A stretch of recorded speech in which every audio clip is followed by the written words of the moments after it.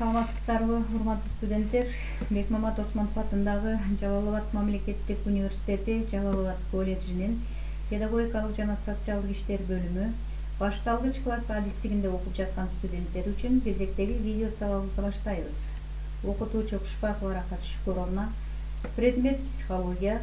Бүгүнкү сабагыбыздын темасы ишмердүүлүктүн психологиясы.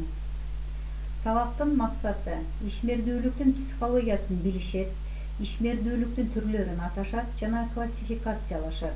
Ишмердүүлүктү калыптандыруудагы жөндөмдүүлүк билимдин, көндүмдүн, адаттын психологиялык элементтерин атай алышат.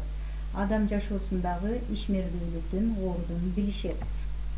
Күтүлүүчү натыйжалар: ишмердүүлүктү түшүндүрүп бере алса жана ишмердүүлүктүн функциялык компоненттерин билсе, ишмердүүлүктүн түзүлүшүн атай алса жана мисалдар келтирсе, ишмердүүлүктүн түрлөрүн талдап кластер түзө алса, тесттен жообун таба алса.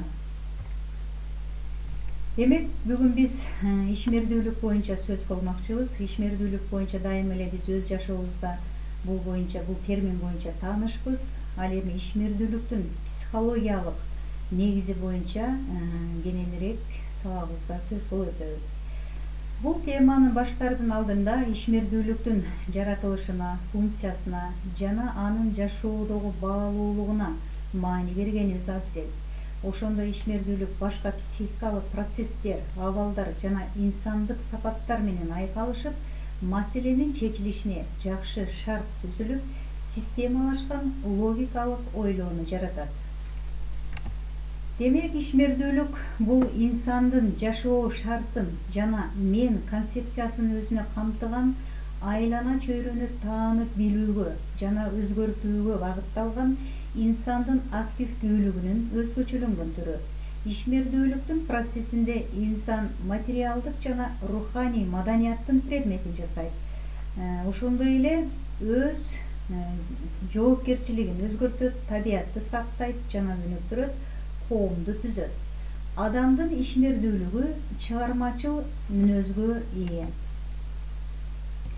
Ишмердүүлүк бир эле адам баласында жашабастан, жаныбарларда, азыркы күндө искусстволук интеллекттерде да сырткы жана ички активдүүлүктүн пайда болушунда негиз түзүп берүүчү булак болуп келет.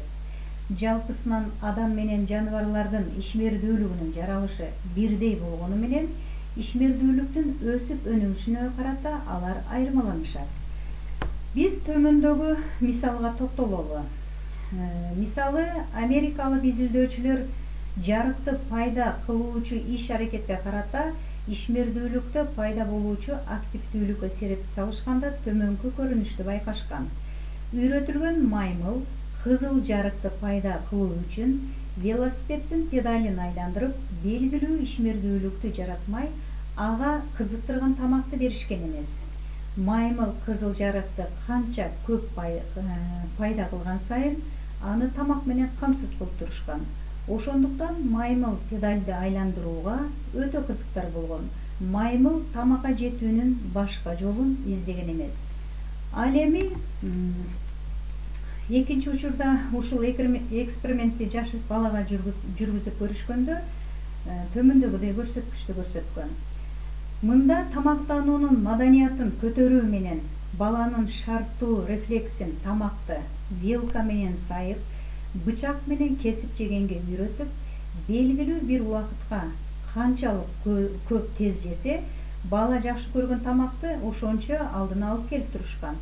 Убакыт бүтүп калса, тамакты баланын алдынан алып коюшкан. Бала өзү жакшы көргөн тамакты көп жеш үчүн алдындагы буюмду, тоскоолдук жаратып жаткан буюмду кое салып, колу менен тамак жеген өткөн. Мындан байкоого болот, ишмердүүлүктү жаратып жаткан активдүүлүк дайым эле бир эрежеде боло бербестен, өнүгүүнүн динамикасына да байланыштуу боло тургандыгын байкасак болот. Ишмердүүлүктүн функциялык компоненттери төмөндөгүлөрдөн турат. Билим, көндүм, жөндөмдүүлүк. Билим менен ишмердүүлүктү жаратуучу таасир этүү өтө тыгыз байланышта. Билимдер кандай гана формада болбосун, алар адамдын ишмердүүлүгүн башкарып турат. Билимсиз ишмердүүлүктү жаратууга болбойт. Көндүм ишмердүүлүктүн белгилүү бир иш аракетиндеги эң кичинекей элементтерине чейин дагы аткарууда кездешүүчү көп деңгээлдүү иш аракеттин адатка айланган формасы.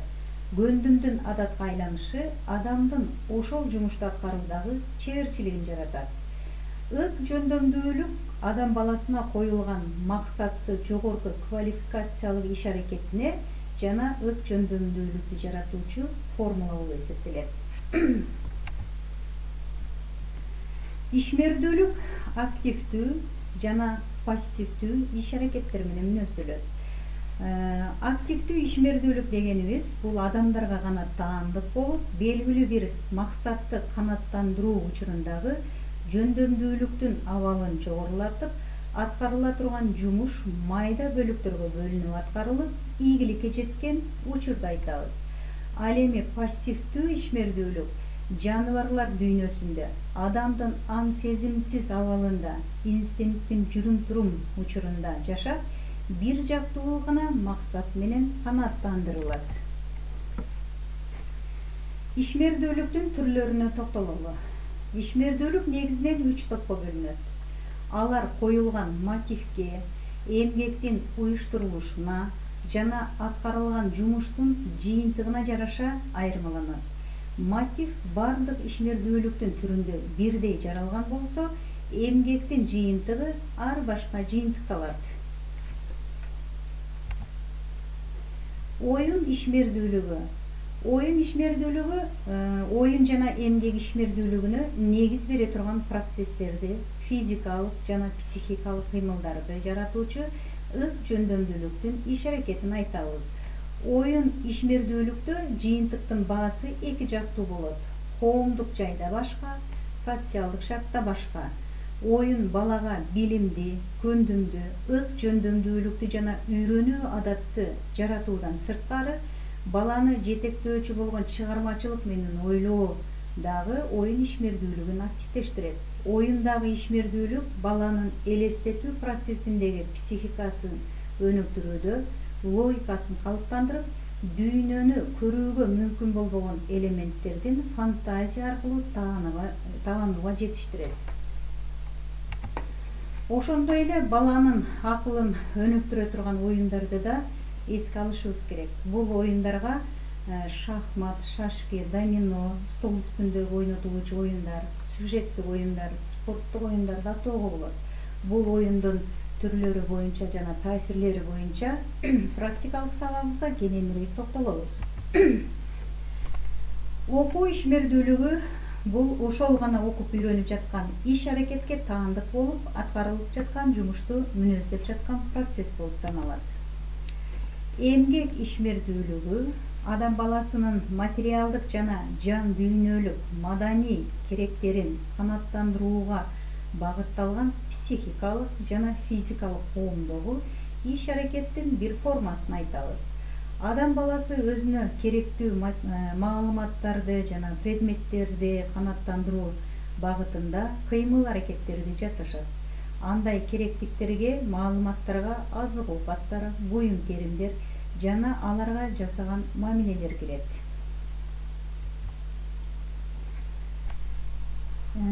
Ишмердүүлүк, окуу ишмердүүлүгү төмөнкүдөй түшүнүктөр менен коштолот. Үйрөнүү жана окуу ишмердүүлүгү.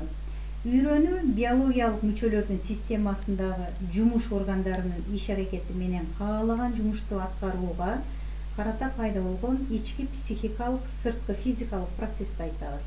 Окуу адамдын жашоосун активдештирет жана бири-бири менен тыгыз байланышкан процесс болуп саналат. Ишмердүүлүктүн түрлөрүнө класстерде карап көрөлү. Ишмердүүлүктүн түрлөрү жогоруда айткандай оюн, окуу, эмгек ишмердүүлүгүнөн турат. Демек, бүгүнкү сабагыбыздан биз ишмердүүлүктүн психологиясы боюнча биле алдык, түрлөрүн атадык жана классификацияладык. Жана адам жашоосунда ишмердүүлүктүн ордун билдик. Мультиурок сайтындагы жайгашкан тесттер аркылуу өзүбүздүн билимибизди текшерсек болот. Үйгө тапшырма: студенттин окуу ишмердүүлүгү боюнча эссе жазуу, 6дан тест түзөбүз жана ал эмге жүктөйбүз. Кийинки сабакта көрүшкөнгө чейин сак саламатта туруңуздар.